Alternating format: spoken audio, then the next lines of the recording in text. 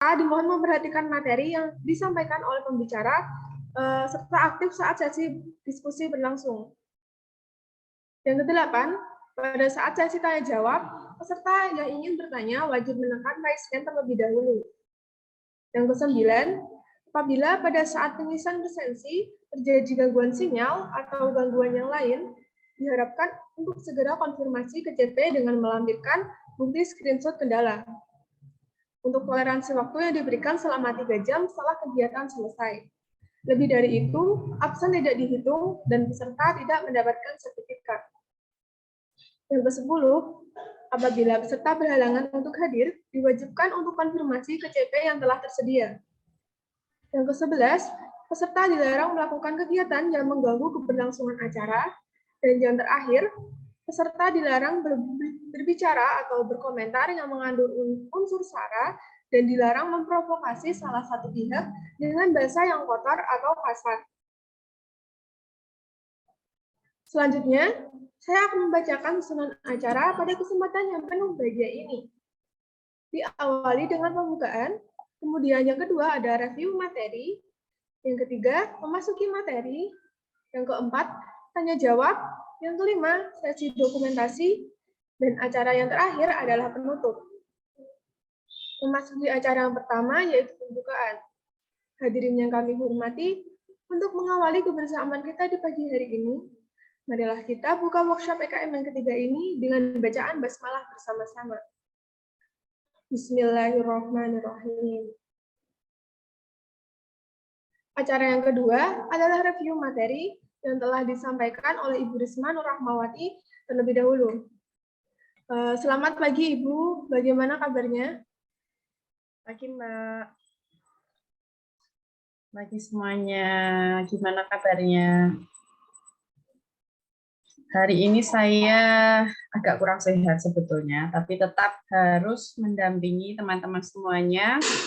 Nanti hari ini tidak bisa terlalu lama ya Mbak, akan tapi saya harap semua yang hadir mendengarkan, kita tidak lama-lama tetapi fokus sebentar saja, kemudian teman-teman bisa melanjutkan aktivitas yang lain dan juga saya bisa istirahat begitu. Baik Ibu, semoga untuk Bu Risma lekas sembuh ya Bu, dan untuk kedepannya selalu diberikan kesehatan oleh Allah. Amin. Baik, pada pekan lalu, yaitu pada workshop PKM yang kedua, telah disampaikan nih cara-cara penyusunan bab 2 proposal PKM dengan baik dan benar oleh pembicara kita, yaitu Ibu Risma. Sebelumnya, izinkan saya membacakan sedikit review materi mengenai materi yang telah disampaikan minggu lalu. Tinjauan pustaka atau literatur review memberikan gambaran tentang pengetahuan yang ada saat ini. Tinjauan pustaka bertujuan untuk memberikan kepastian bahwa penelitian yang dilakukan berbeda dengan penelitian sebelumnya. Adapun gambaran umum. Gambaran umum untuk PKMPM menguraikan profil dari masyarakat mitra, kondisi potensi wilayah, sosial, ekonomi, maupun lingkungan yang relevan. Untuk PKMK, gambaran umum menguraikan kondisi lingkungan, potensi sumber daya, dan peluang pasar, termasuk analisis ekonomi atau SWOT, sajikan secara singkat analisis kelayakan usaha atau cash flow minimal 2 tahun ke depan.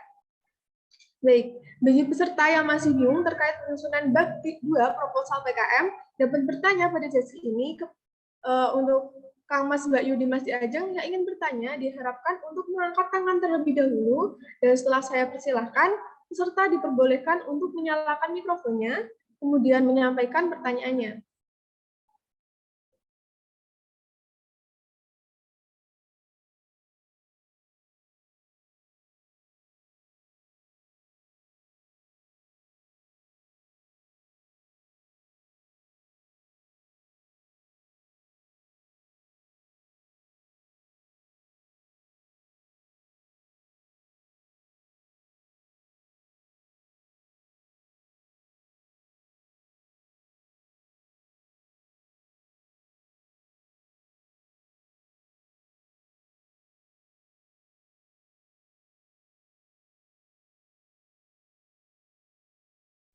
Ayo Kang Mas Mbak Yudi Mas Diajeng yang ingin bertanya, silakan untuk raise hand ya, atau bisa dituliskan di kolom komentar.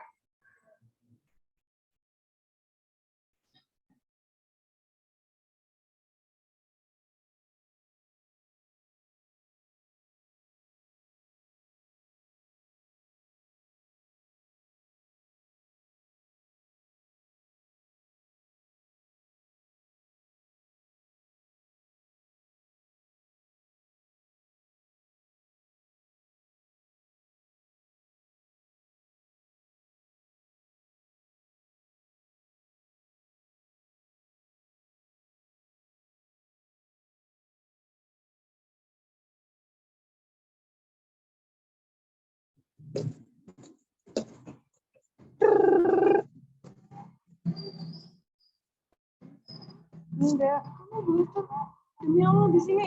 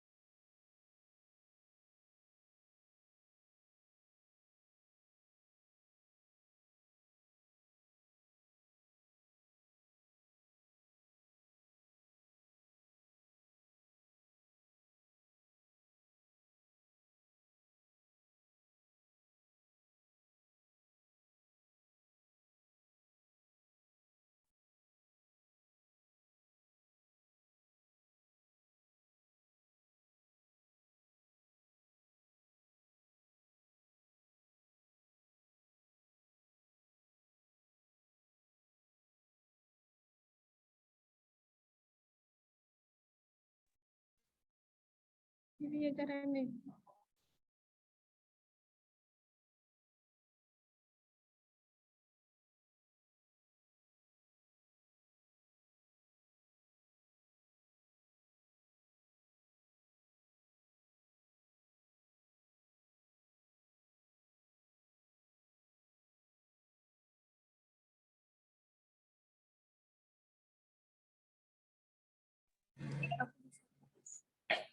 Baik, sepertinya para peserta sudah paham ya terkait penyusunan bab 2 proposal PKM. Alhamdulillah, jika tidak ada yang bertanya, kita lanjutkan ke acara selanjutnya. Acara yang ketiga yaitu penyampaian materi dari pembicara kita mengenai penyusunan bab 3 proposal PKM oleh Ibu Risma Nur Rahmawati. Jangan lupa ya untuk membuat kesimpulan materi hari ini, karena di presensi nanti akan diminta untuk pengumpulannya. Selanjutnya, kepada Ibu Risma Nur Rahmawati, kami persilakan untuk mengisi materi pada pagi hari ini. Silakan Ibu.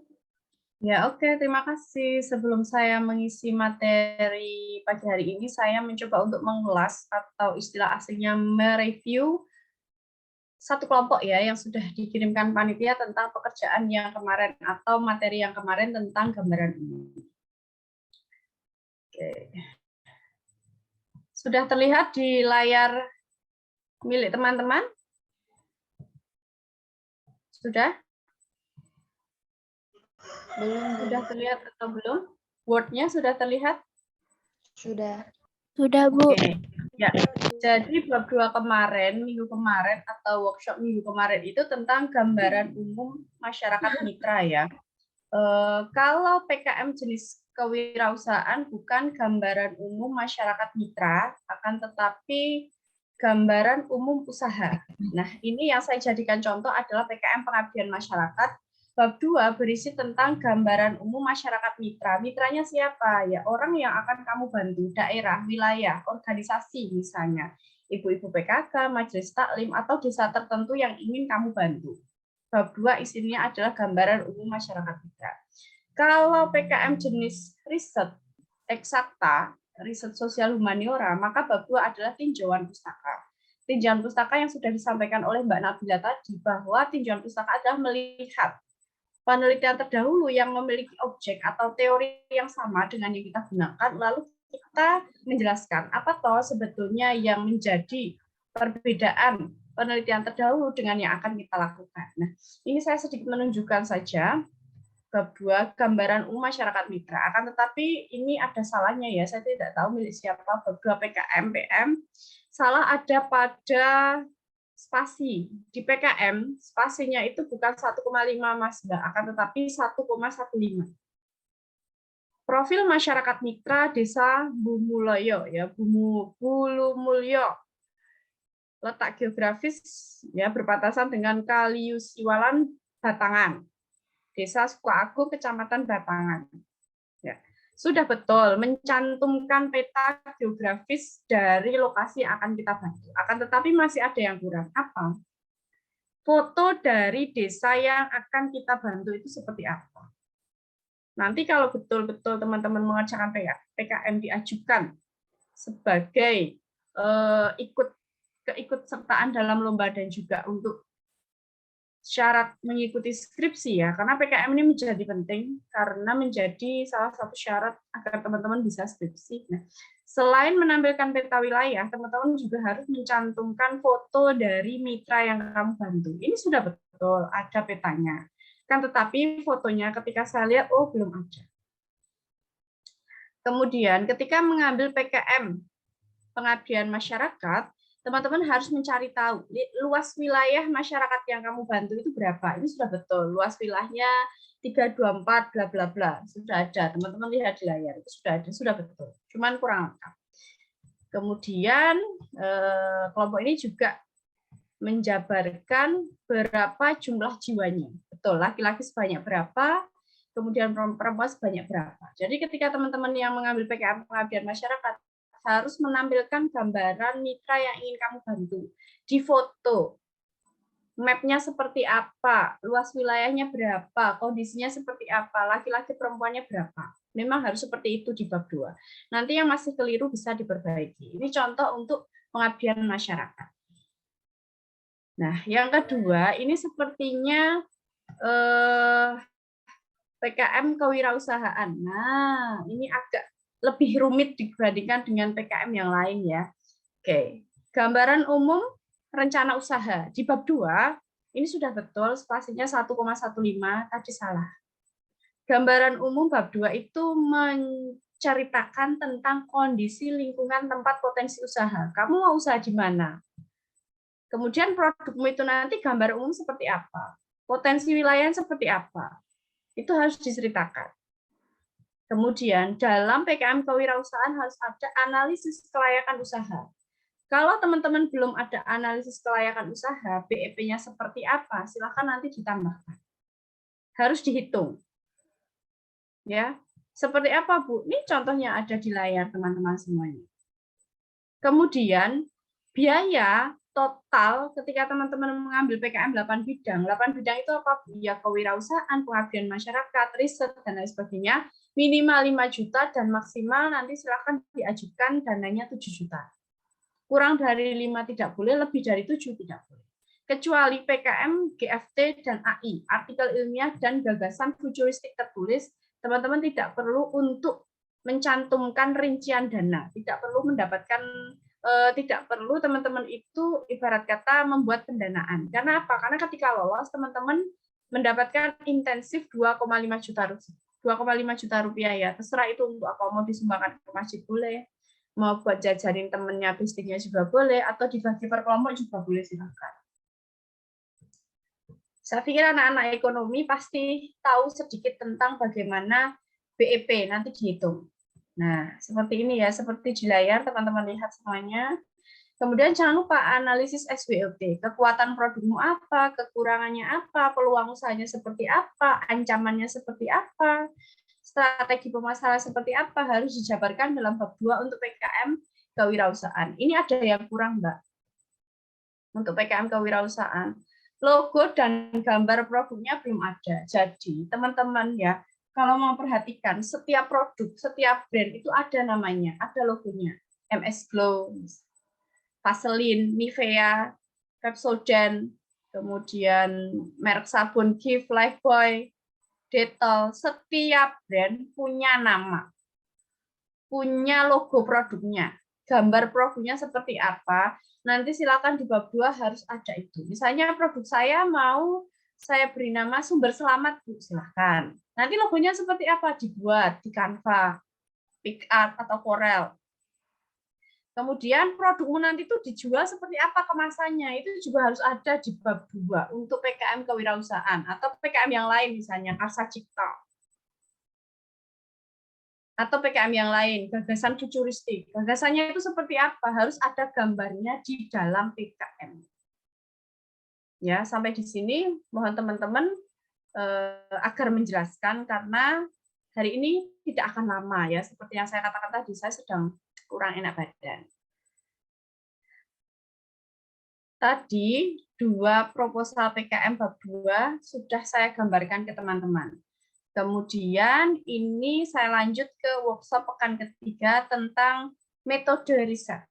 Saya mau minta tolong salah satu untuk membacakan ya. Ini saya dulu. Workshop pekan ketiga, teman-teman nanti setelah workshop, silakan membuat bab 3 dari proposal yang saudara buat. Bab 3 itu memuat metode dalam melaksanakan proposal. Kalau teman-teman mengambil PKM riset sosial humaniora dan juga riset eksakta, bab 2, bab 3, mohon maaf, bab 3 isinya itu metode riset. Metode riset, diingat ini. Kalau teman-teman membuat PKM kewirausahaan, penerapan iptek, dan PKM pengabdian masyarakat, maka bab 3 isinya adalah metode pelaksanaan. Kalau teman-teman mengambil PKM Karsa Cipta, karya inovatif, dan video gagasan futuristik, maka bab 3 itu berisi tentang tahap pelaksanaan. Ya, diingat-ingat ya. Kalau PKM RSA berarti metode riset, PKMK, PI, PM berarti metode pelaksanaan. Kalau PKMKC, KI, FGF, ya VGF, maka namanya adalah tahap pelaksanaan. Coba, Mas Jati dibacakan, apa itu metode? Jati Sobri Mardiatama, bacakan Mas. Jati Sobri Mardiatama. Ada Jati Sobri?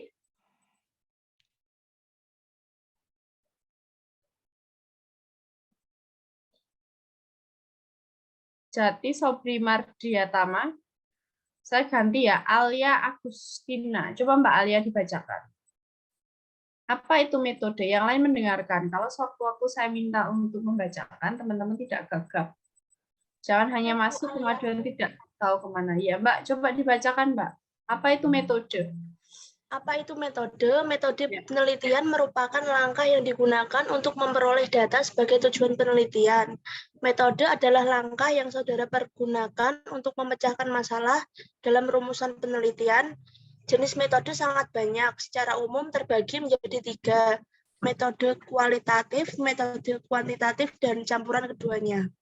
Ya, metode itu sudah jelas ya. Langkah yang saudara gunakan untuk memecahkan masalah dalam rumusan penelitian bab 1.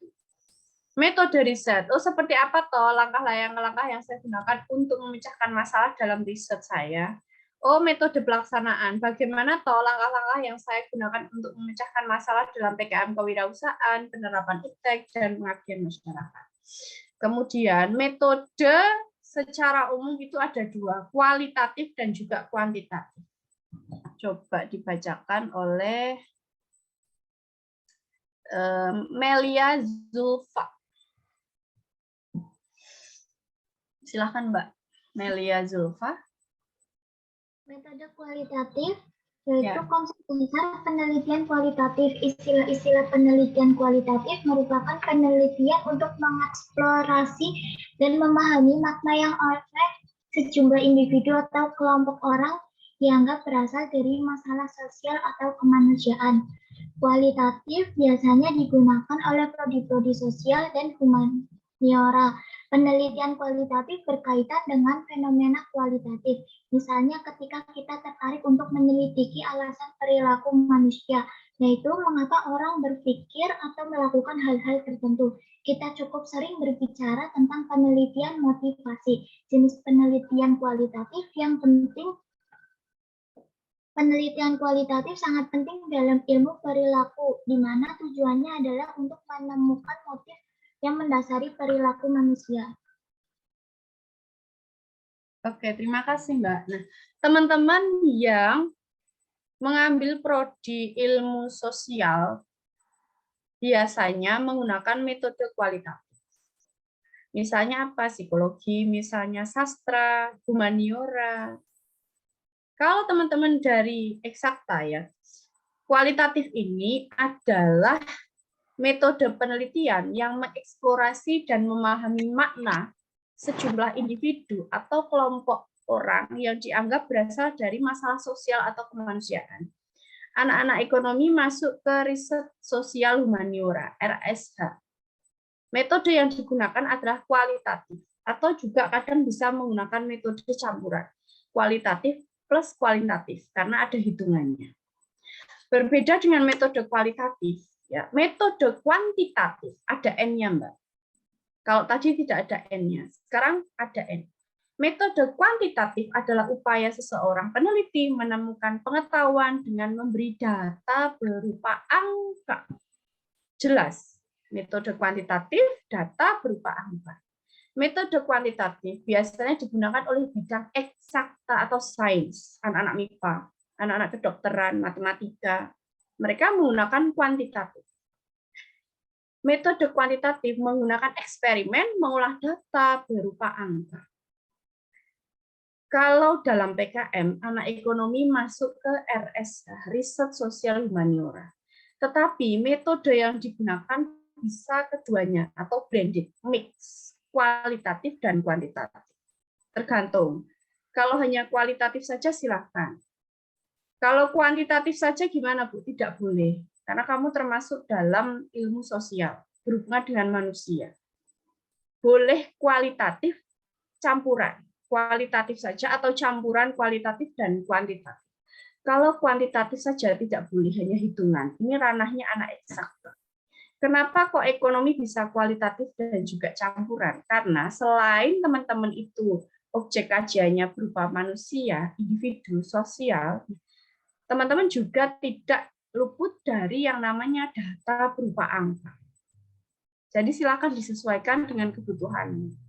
Kebutuhan PKM-mu, kebutuhan skripsimu. Kalau hanya kualitatif saja, ya silahkan. Ini kan hanya desainnya saja secara keseluruhan. Nanti metodenya bisa teman-teman menggunakan studi pustaka, analisis tekstual, studi lapangan, terserah. Ini desain secara luasnya adalah kualitatif dan juga kuantitatif. Oke. Contoh, coba semuanya dilihat di layar. Metode riset. Ini contoh RS saya. Bab 3 metode riset. Dia mengemukakan, coba. Penulisan ini menggunakan metode riset atau penelitian kualitatif. Dijelaskan.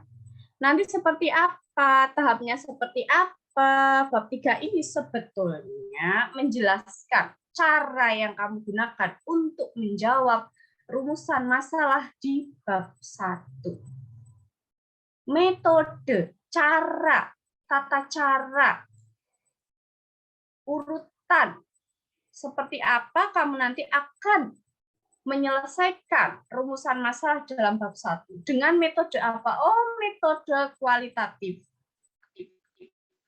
Analisis tekstual plus lapangan, silahkan. Berarti harus terjun ke lapangan. Seperti kemarin anak ekonomi pembangunan ya. Judul PKM RSH Riset Sosial Humaniora seperti ini. Penggunaan dan efektivitas QRIS. Coba yang belum mematikan mic-nya tolong dicek semuanya karena terpental ya suara saya. Anak ekonomi pembangunan. Judulnya seperti ini, RSH. Penggunaan dan efektivitas QRIS uang digital sebagai transaksi di Pasar Gede Surakarta. Jadi dia menggunakan metode desain kualitatif, caranya analisis tekstual, menggunakan buku-buku plus ya, buku pustaka plus terjun ke lapangan. Mereka bertanya pada pedagang di Pasar Gede, kira-kira menggunakan QRIS itu efektif atau tidak? Dampaknya apa? Mereka tanya di situ. Itulah yang dinamakan dengan metode riset. Kalau PKMK bukan metode riset, tapi metode pelaksanaan. Cara yang kamu gunakan untuk menjawab rumusan bab 2. Misalnya bab 2, bagaimana cara pengolahan umbi porang? Nah, coba dilihat di layar. Bab 3 menjawab. Cara pengolahannya seperti ini loh. Oh, siapkan alat. Siapkan bahan. Cara pembuatannya seperti apa? Teman-teman lihat. Metode pelaksanaan adalah PKMK. Kalau metode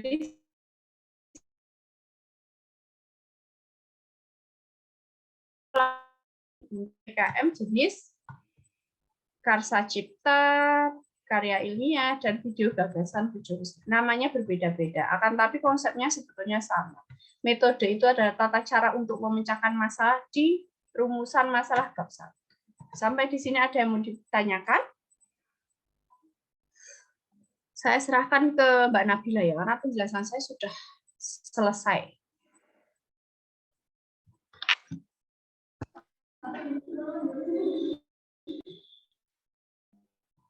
Terima kasih kepada Ibu Risma atas materi yang telah disampaikan. Untuk sesi selanjutnya adalah sesi tanya jawab. Mengingat dalam acara ini kami ada beberapa hadiah yang tentunya sangat menarik untuk penanya terbaik. Jadi sebisa mungkin untuk terus aktif bertanya supaya bisa mendapatkan hadiah yang tentunya sangat menarik juga. Kepada teman-teman yang ingin bertanya, diharapkan untuk mengangkat tangan terlebih dahulu dan setelah saya persilahkan, serta diperbolehkan untuk menyalakan mikrofon dan menyampaikan pertanyaannya.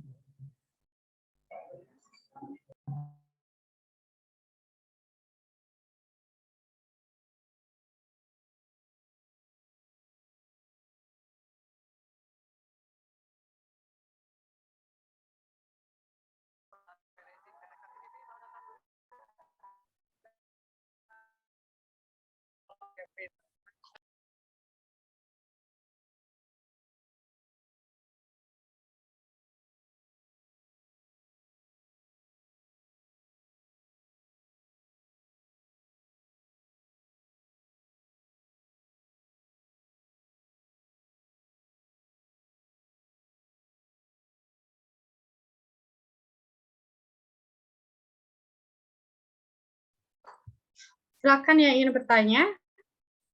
Kang Mas Diajeng semuanya. Sudah ada yang ini Mbak Desi Ambarwati. Baik, untuk Diajeng Desi Ambarwati mungkin bisa menyalakan mic-nya dan menyampaikan pertanyaannya. Assalamualaikum warahmatullahi wabarakatuh. Perkenalkan, nama saya Desi Ambarwati. Saya dari kelompok 32. Maaf sebelumnya, saya ingin bertanya, Bu. Kelompok kami itu kan mengajukan PKMK, kewirausahaan. Nah, tadi sudah disampaikan oleh Bu Risma, yaitu dana yang diajukan itu minimal 5 juta dan maksimal 7 juta. Dan apakah kalau dana yang kita ajukan di bawah 5 juta itu tidak bisa, Bu? Terima kasih. Ya, terima kasih, Mbak. Untuk dana maksimal itu kan sudah ada aturannya di PKM ya, 7 juta. Dan ini saya mengingatkan bagi teman-teman semuanya yang mengambil PKM jenis kewirausahaan, tidak boleh produk makanan dan minuman, sirup, atau makanan yang lain, cimol, seblak, dan lain sebagainya. Produk olahan makanan dan minuman tidak boleh. Kenapa, Bu, tidak boleh? Saya katakan lagi, saya itu punya kenalan ya, tim juri seleksi internal kampus. Ada Bu Laili dari BBSI, ada Pak Khalid dari teknik. Beliau yang menyeleksi. Produk makanan dan minuman itu sudah terlalu banyak. Kalau kamu membuat produk makanan dan minuman, 100%, ini bukan hanya 90%, 100% pasti tidak akan lolos seleksi internal kampus. Seleksi di UMS saja tidak lolos, apalagi nanti diseleksi di UPI. Jadi nanti teman-teman yang membuat PKMK dan membuat produk makanan dan minuman silahkan ganti.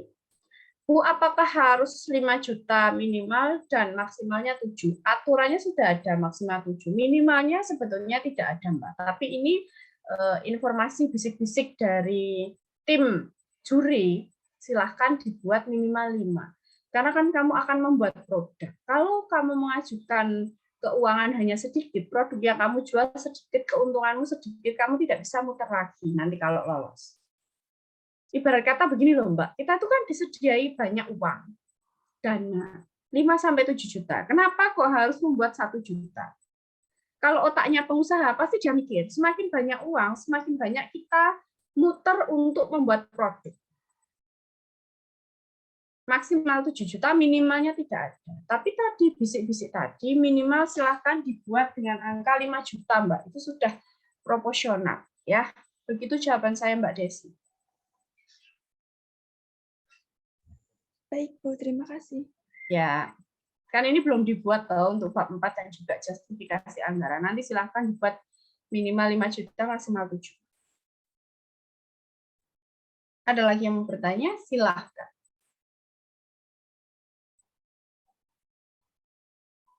Mbak Desi, tangannya diturunkan. Kasihan temannya nanti.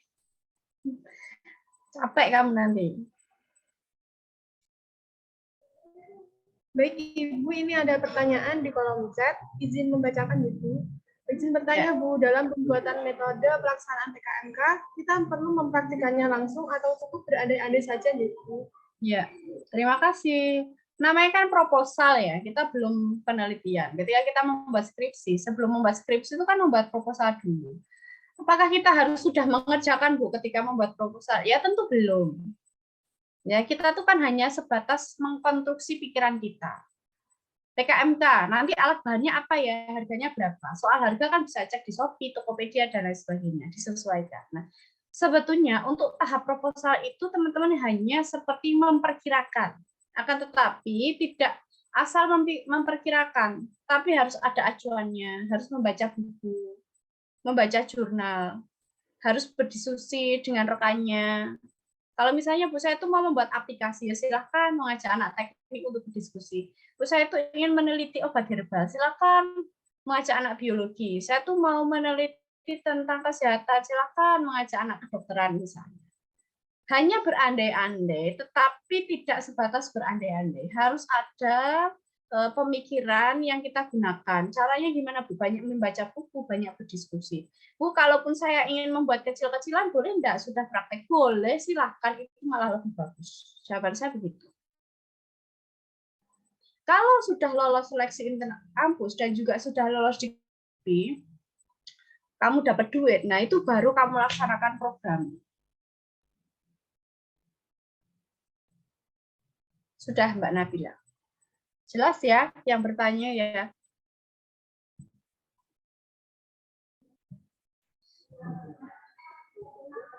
Baik, jika tidak ada feedback dari Kak Syaira, mungkin dari teman-temannya lain ada yang ingin bertanya, silakan mengangkat tangan atau menuliskan di kolom komentar ya. Ya, silakan saya tunggu.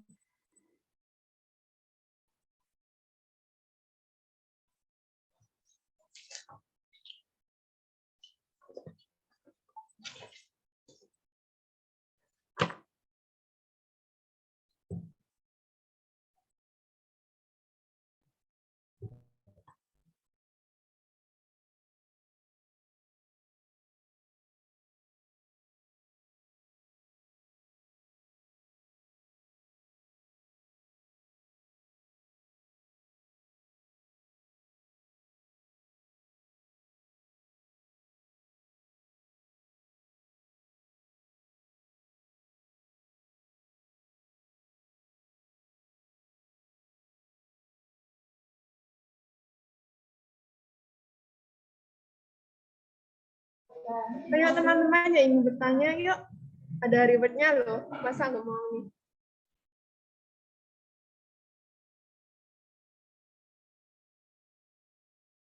Ayo, yang mau bertanya, silakan.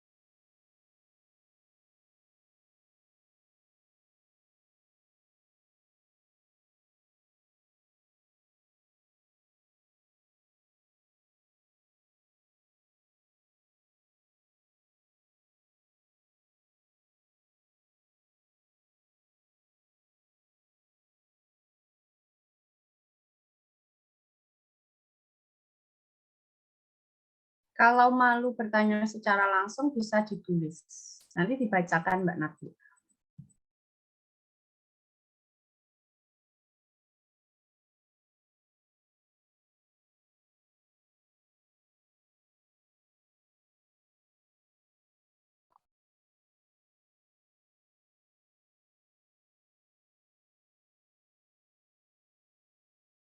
Mas, Mbak Nabila, ada yang bertanya itu. Baik, untuk Dimas Rahardian, mungkin bisa on mic dan menyampaikan pertanyaannya. Baik Bu, izin bertanya untuk penggunaan metode kualitatif atau kuantitatif itu sendiri apakah ada kecenderungan Bu? Kalau misalkan PKM ini lebih bagusnya pakai kualitatif, kalau jenis yang ini lebih baik kuantitatif atau seperti apa Bu? Terima kasih. Jadi begini ya Mas, sesuai yang saya katakan tadi bahwa kuantitatif, pakai N, kuantitatif itu untuk anak sains dan eksakta, seperti anak matematika, kedokteran, yang mengolah data berupa angka. Jadi kuantitatif cenderung digunakan untuk anak bidang eksakta dan juga kedokteran. Untuk PKM jenis apa? Biasanya digunakan untuk RE, riset eksakta. Kalau kita, anak-anak prodi ekonomi, Bu, menggunakan apa? Kecenderungan. Anak-anak ekonomi menggunakan metode kualitatif karena lebih banyak berhubungan dengan individu, manusia, dan juga masyarakat. Contohnya apa, Bu? Contohnya adalah PKMR, riset sosial humaniora. Coba itu ya, siapa ini namanya yang ketawa-tawa? Sanudin atau siapa tadi ya? Mic-nya dimatikan terlebih dahulu, agar teman yang lain tidak terganggu. Sebetulnya penggunaan metode ini tergantung dengan jenis penelitian yang kamu gunakan. Desain secara umum itu ada kualitatif, kuantitatif, dan campuran. Tapi nanti di situ teman-teman harus menjabarkan desain metode yang lain, misalnya desain secara umum menggunakan kualitatif. Akan tetapi nanti metode yang lebih spesifik saya gunakan adalah analisis studi pustaka dan lapangan. Jadi menggunakan buku plus lapangan. Kalau anak eksakta berarti desain secara globalnya atau secara umum menggunakan metode kuantitatif, akan tetapi nanti kita studi lapangan, misalnya begitu. Silakan boleh teman-teman pilih yang mana yang sesuai dengan kebutuhan PKM atau penelitian yang kamu gunakan. Begitu ya, Mas.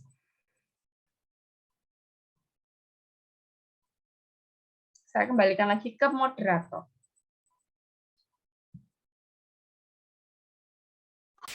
Baik, terima kasih Ibu. Mungkin dari Dimas Rahardian ada tanggapan atau sudah cukup?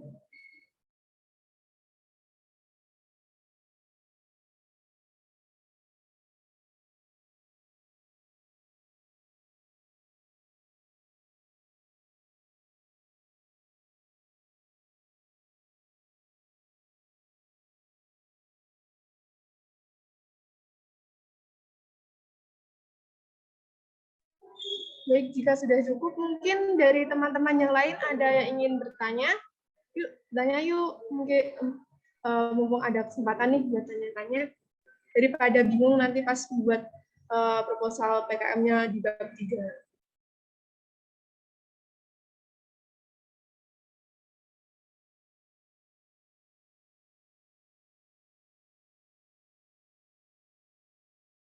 Silakan yang masih ingin bertanya.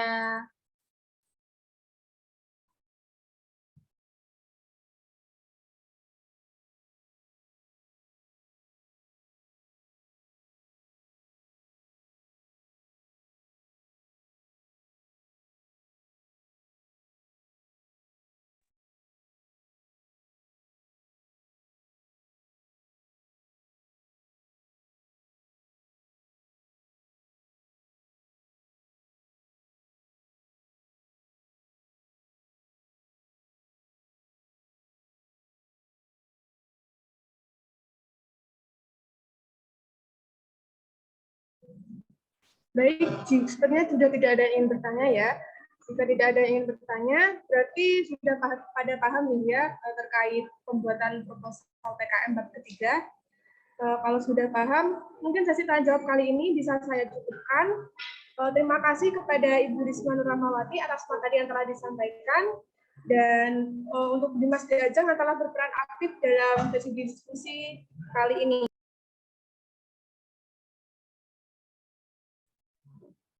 Selanjutnya, izinkan saya untuk membacakan sedikit kesimpulan dari materi yang telah disampaikan Ibu Risma Nur Rahmawati terkait pembuatan proposal PKM bab 3. Di dalam bab 3 ini memuat metode dalam melaksanakan proposal, yaitu yang pertama,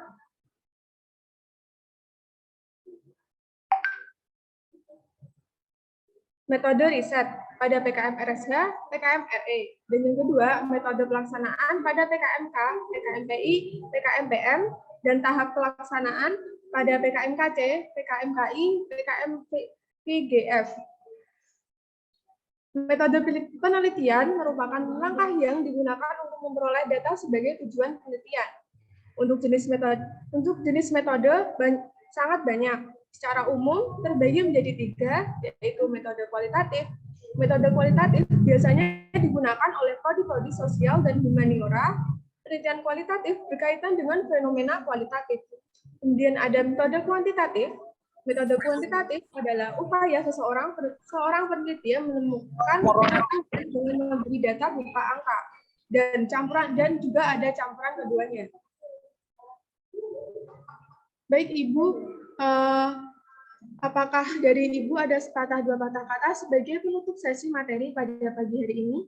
Ada Mbak, karena hari ini workshop tidak terlalu lama, teman-teman masih ada banyak waktu, silahkan segera dikerjakan untuk bab 3-nya. Karena minggu depan, workshop terakhir itu saya jelaskan tentang biaya, nanti teman-teman harus sudah mengumpulkan ke panitia, mulai dari cover, bab 1, bab 2, bab 3, bab 4, daftar pustaka, dan juga lampiran. Untuk yang mengambil PKM AI dan GFT, silakan menyesuaikan. Jadi tolong dikerjakan secara bersama-sama agar nanti ketika bertemu saya di semester 3 untuk anak ekonomi pembangunan atau ketika teman-teman nanti ingin wisuda, teman-teman sudah mengunggah PKM sebagai syarat skripsi dan juga wisuda. Begitu, Mbak.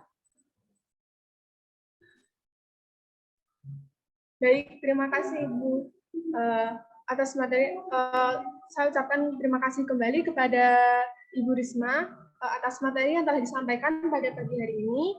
Semoga dapat bermanfaat bagi kita semua. Amin. Allahumma amin. Saya akan mengingatkan kembali bahwa tanggal 16 Oktober 2022 nanti akan diselenggarakan workshop PKM yang keempat. Pada workshop PKM yang keempat nanti, para peserta akan diajarkan bagaimana sih cara menyusun bab 4 proposal PKM dengan baik dan benar oleh pembicara kita yang sangat luar biasa, yaitu Ibu Risma Nur Rahmawati. Baik, selanjutnya adalah sesi dokumentasi.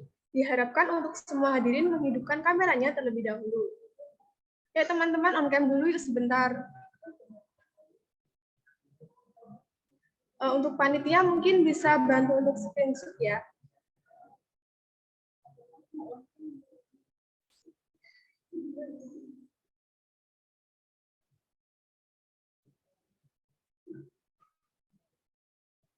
Baik, mungkin saya akan berikan aba-aba untuk slide pertama. 1, 2, 3. Untuk slide kedua, 1, 2, 3. Untuk slide ketiga, 1, 2, 3. Slide terakhir, 1, 2, 3. Baik, di sini kami akan menyampaikan nama-nama yang mendapatkan hadiah sebagai penyanyi terbaik pada acara kali ini. Nama-nama tersebut adalah, yang pertama ada dari Diajeng Desi Ambarwati, dan yang kedua ada dari Dimas Rahardain Muhammad. Nama-nama yang telah saya sebutkan tadi diharapkan menghubungi panitia setelah acara selesai ya untuk penerimaan hadiahnya. Kang Mas, Mbak Yudi, Mas Diajeng semua. Tak terasa saat ini kita telah sampai di penghujung acara. Terima kasih saya ucapkan kepada seluruh hadirin yang dengan penuh semangat telah menghadiri sekaligus berpartisipasi secara aktif dalam acara workshop PKM yang ketiga 2022 yang dilaksanakan hari ini. Saya Nabila Jayanti, selaku moderator, pamit undur diri. Terima kasih dan selamat beraktivitas. Wassalamualaikum warahmatullahi wabarakatuh. Waalaikumsalam warahmatullahi wabarakatuh. Terima kasih semuanya. Sehat-sehat ya. Terima kasih.